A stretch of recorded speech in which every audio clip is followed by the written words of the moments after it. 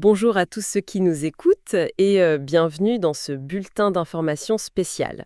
L'heure exige aujourd'hui une lecture posée, professionnelle et purement factuelle des événements. Bonjour, tout à fait, c'est une approche essentielle compte tenu de la gravité de l'actualité. Absolument. Ce programme va explorer les schémas cruciaux des 2 dernières semaines à l'échelle régionale et internationale. Mais avant de plonger dans les faits, je tiens à préciser que cette analyse détaillée est générée par Stylo News. C'est ça, l'application d'actualité qui est entièrement propulsée par l'intelligence artificielle de notre sponsor, ProWave AI. Et justement, pour célébrer sa première année de fonctionnement, ProWave AI propose une offre spéciale pour ce mois de mars avec le code STILO, donc STILO, tout en majuscule.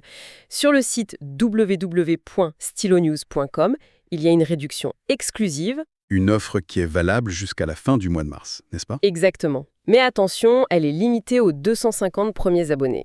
C'est une belle occasion. Le titre officiel de notre exploration d'aujourd'hui est donc l'Iran sous pression, risque de guerre régionale et perspectives stratégiques. La zone de focalisation, c'est bien sûr le Moyen-Orient, avec un focus sur l'Iran. Et nous enregistrons ce bulletin le lundi 26 mars 2026. Alors pour ceux qui nous rejoignent, il faut expliquer brièvement ce qu'est cet outil que nous utilisons.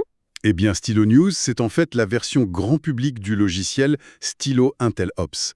C'est une plateforme initialement conçue pour les opérations d'entreprise, les gouvernements et même l'armée. Quelle personne qui nous écoute aujourd'hui a un accès unique à un outil stratégique, à un outil qui a été pensé pour soutenir les décideurs mondiaux. C'est assez fascinant. C'est ça. Et notre mission aujourd'hui, c'est de présenter les faits, les schémas d'événements et d'analyser les impacts au niveau local, national et international avec une stricte neutralité. L'objectif, c'est d'offrir différentes perspectives sans jamais générer de la peur. Plongeons donc directement au cœur de cette crise.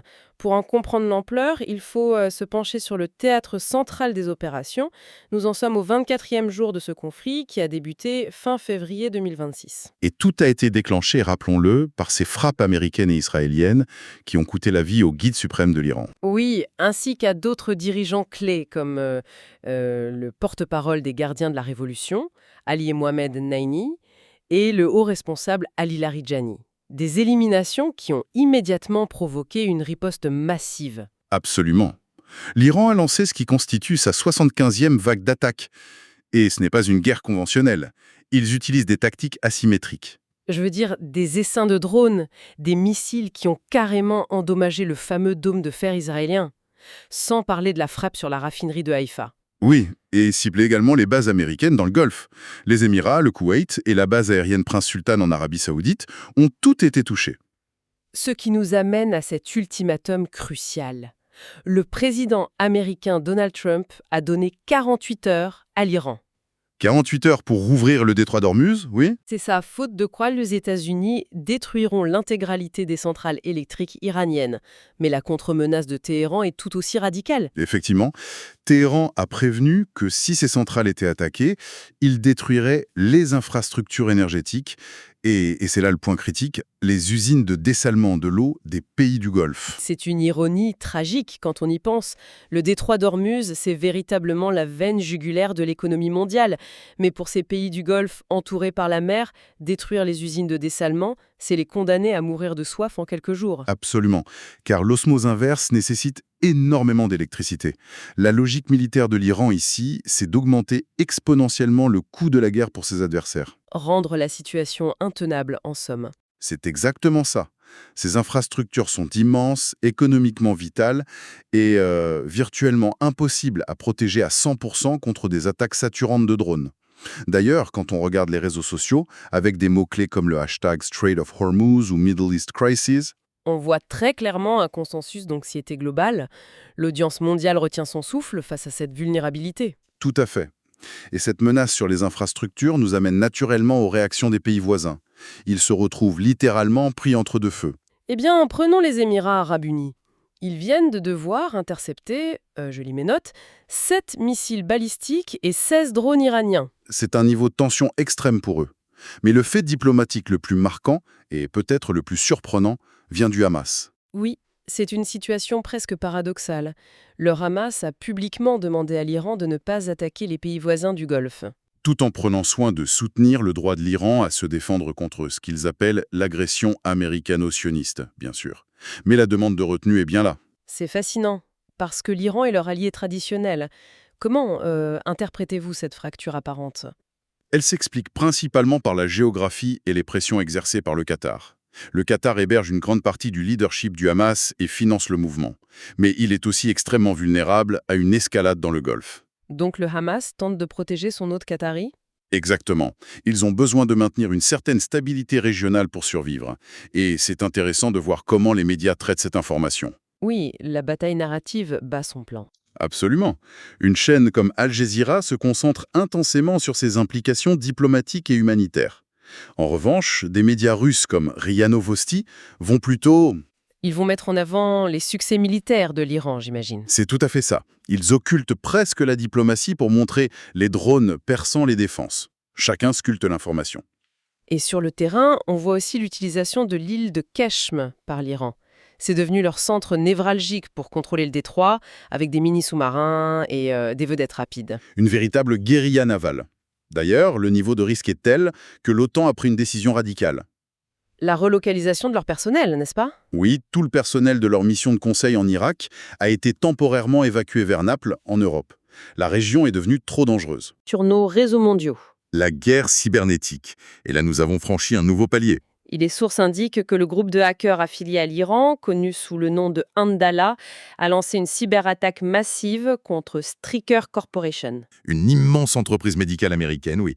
Et ils n'ont pas fait dans le détail. Ils ont effacé à distance 200 000 ordinateurs et smartphones dans 79 pays différents. 200 000 appareils effacés, c'est vertigineux.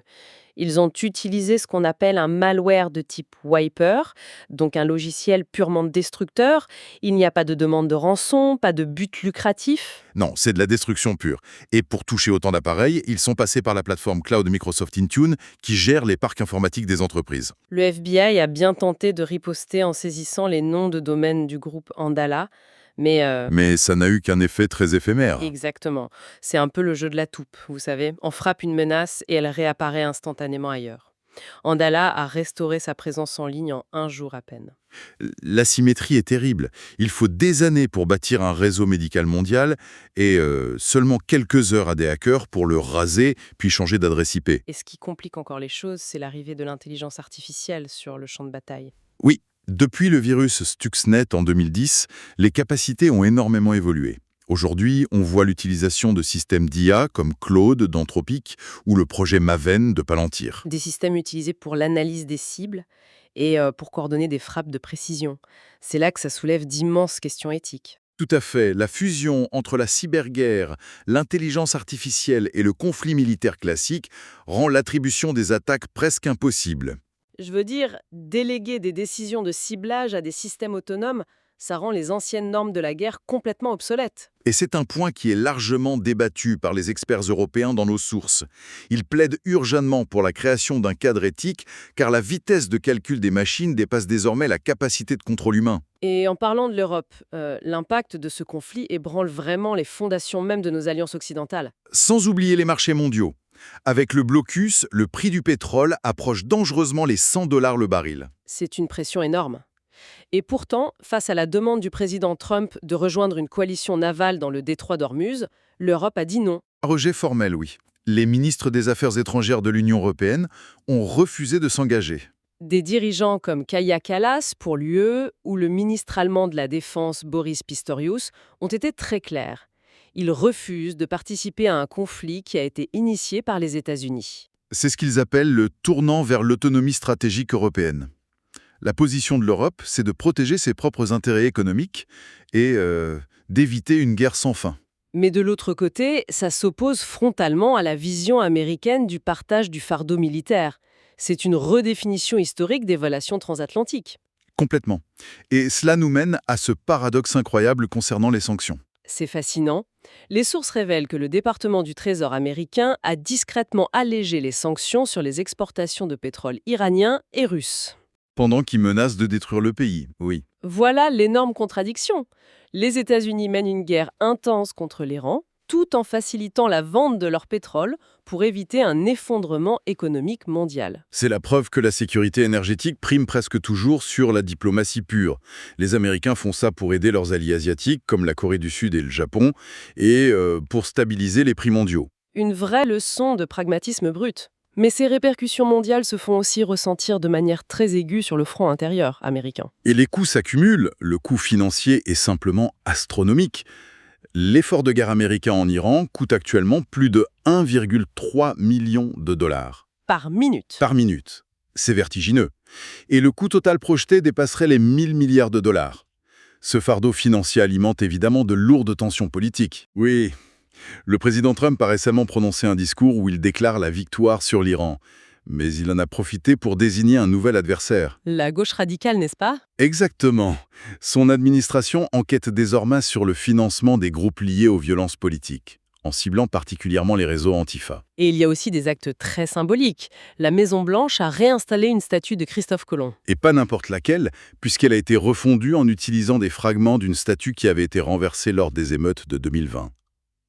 L'administration justifie ses actions par le besoin de maintenir l'ordre et le patriotisme. Mais ça crée une fracture sociale. De massives manifestations nationales sous la bannière No Kings s'organisent en ce moment même, notamment à New York. Ces protestataires s'opposent fermement aux politiques gouvernementales et dénoncent ce qu'ils perçoivent comme une dérive autoritaire. Surtout avec les récentes menaces du gouvernement de déployer des agents de l'IC, les douanes et l'immigration, directement dans les aéroports pour maintenir le contrôle. C'est un pays qui projette une puissance militaire massive à l'étranger tout en faisant face à une division historique sur son propre sol. Ce qui nous amène, je pense, à une réflexion finale pour ceux qui nous écoutent. Une pensée qui ne figure pas littéralement dans les rapports, mais qui découle de tout ce que nous venons d'analyser. La question de fond sur la nature même de ces conflits modernes. Exactement.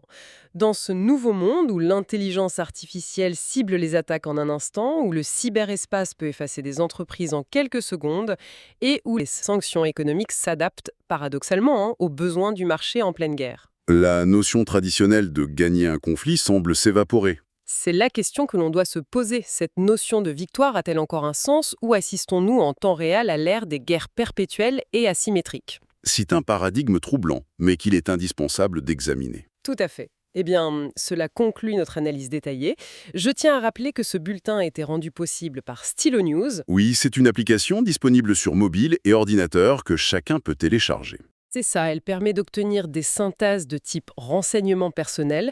Tout est personnalisé à partir de centaines de sources d'informations traditionnelles et du réseau X, anciennement Twitter. Un outil précieux pour filtrer le bruit médiatique. Alors, nous vous encourageons fortement à vous rendre sur www.stylonews.com pour vous abonner et obtenir ces actualités à la demande propulsées par l'IA. Et n'oubliez pas le code STILO pour l'offre spéciale. Merci de l'avoir rappelé. Un grand merci à toute notre audience pour votre écoute attentive aujourd'hui. Ce fut un plaisir de décortiquer ces événements complexes. N'hésitez pas à nous suggérer des sujets pour de futures explorations géopolitiques et bien sûr à suivre Stylo News sur vos réseaux sociaux favoris. À très bientôt pour un nouveau bulletin spécial. Au revoir.